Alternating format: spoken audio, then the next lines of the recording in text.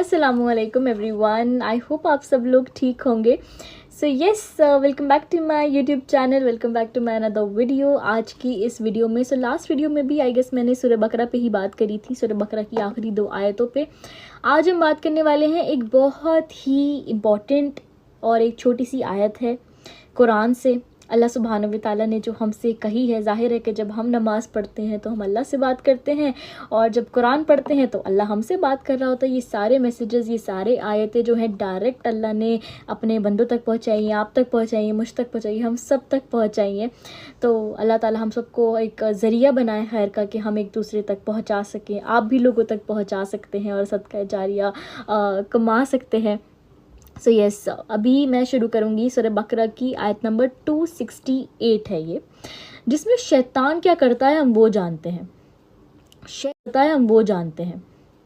शैतान तुम्हें मुफलिसी से डराता है और तुम्हें बेहयाई का हुक्म देता है, और अल्लाह तुमसे अपनी मग़फ़िरत और फजल का वादा करता है। अल्लाह बड़ी वसाअत वाला और हर बात जानने वाला है।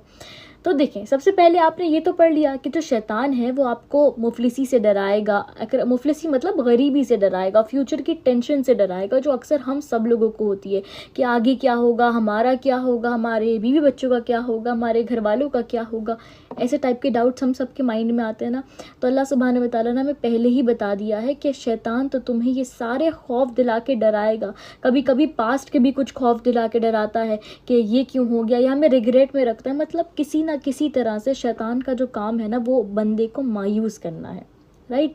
और जब वो मायूस हो जाता है, डर जाता है, तो अक्सर इंसान क्या करता है, बेहयाई के काम करता है और रिस्क कमाने के लिए हलाल हराम का फ़र्क भूल जाता है, क्योंकि उसे डर होता है। हमारी एक सोच होती है का जो काम है ना वो बंदे को मायूस करना है, राइट।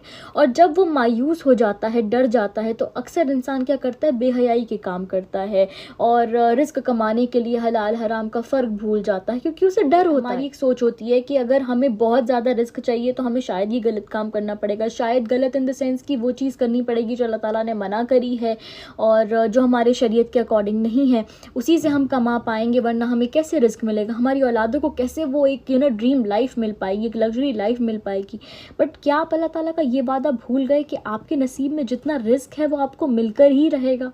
आप कोई भी रास्ता अपना लें, आपको वो मिलेगा। आपको हो सकता है हराम से भी बहुत कुछ मिल जाए, बट द थिंग इज़ जब आपके नसीब में हलाल से भी उतना ही है तो हम क्यों गलत रास्ता चुनें। ये हम होते हैं जो गलत रास्ता चुनते हैं। हमें मंजिल पे तो पहुंचना है, अब आप पे डिपेंड करता है आप सही रास्ते से पहुँचें या गलत रास्ते से पहुँचें। मंजिल पे तो आपको पहुँचना ही है अगर आपके नसीब में है तो लोग ऐसे भी होते हैं जो दोनों ही चीज़ ट्राई कर लें, उनके नसीब में ही नहीं होता है, बट एक तसल्ली रहती है कि चलो हमने हलाल रास्ता तो चुना। लेकिन अल्लाह सुब्हानहू व तआला ने हमें साफ बता दिया कि शैतान तो तुमको डराएगा, तुम्हें मायूस करेगा, फिर तुम गलत रास्तों पे जाओगे। लेकिन उसके बाद एक चीज़ और हमें ध्यान रखनी है, उसी आयत में, सेम आयत में अल्लाह सुब्हानहू व तआला ने अपना भी वादा याद दिलाया। ये भी बताया कि फिर मैं क्या कर सकता हूँ, तुम मायूस ना हो, तुम घबराओ नहीं, टेंशन नहीं लो, मैं भी तो तुम्हारा रब हूँ ना। शैतान क्या अल्लाह से जीत सकता है? अस्तगफिरुल्लाह, कभी भी नहीं। अगर वो ट्रिक करता है ना आपको, तो अल्लाह तो जानता है कि मेरा बंदा बेचारा मासूम है, कमज़ोर है, बेबस है, वो शैतान की ट्रिक्स में आ जाएगा। तो अल्लाह ने उससे ज़्यादा भारी अपना वादा दिया फिर कि लो मेरे बंदे, तुम मुझ पर यकीन रखो, मैं भी तो हूँ, क्यों घबराते हो। तो अल्लाह सुब्हानहू व तआला ने उसी सेम आयत में अपने बंदों से कहा। अल्लाह सुब्हानहू व तआला फरमाते हैं कि तुम मेरी मग़फ़िरत और मेरे फ़ज़ल का वादा याद रखना। यानी से अपनी मग़फ़िरत और फ़ज़ल का वादा करता है कि गलती तुमसे हो जाएगी, तुम गलत चीज़ों में पड़ जाओगे तो मैं माफ़ करने वाला हूँ। मेरा फ़ज़ल का इतना वादा याद रखना, मेरे रहम का इतना वादा याद रखना कि मैं अगर तुमसे वादा किया है कि तुम्हारे लिए हर सख्ती के बाद नहीं, साथ में आसानी होगी, हर मुश्किल के। याद रखें ये जो आयत है ना, फ़इन्ना मअल उसरि युसरा, इसका मतलब ही यही है कि हर मुश्किल के साथ आसानी है, बाद नहीं है, साथ में ही आसानी होती है। हमें ऐसा लगता है कि बहुत सालों लग जाएंगे चीज़ें ठीक होने में, या कब चीज़ें ठीक होंगी, बट जो मुश्किल वक्त होता है ना, अल्लाह अपने बंदों को देखकर मुस्कुरा रहा होता है, क्योंकि हमें ये नहीं पता होता ना कि हमारी जो आसानी है वो कितने करीब है। हमें बहुत दूर, बहुत मुश्किल लग रही होती है, लेकिन अल्लाह मुस्कुरा रहा होता है कि मेरा बंदा कितना मासूम है, इसकी आसानी तो मैंने इसके साथ ही रखी है, और कितनी अभी इसके लिए खुशखबरियाँ आनी है सोच भी नहीं सकता।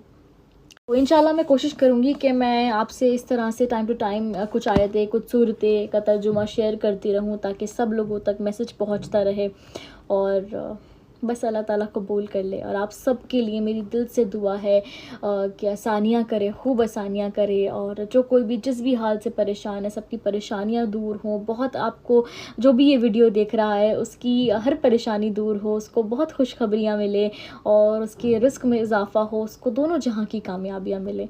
कोशिश करिएगा कि आप भी मेरे लिए, मेरी फ़ैमिली के लिए हमेशा दुआएँ करें। जज़ाकल्लाह खैर। अल्लाह हाफ़िज़।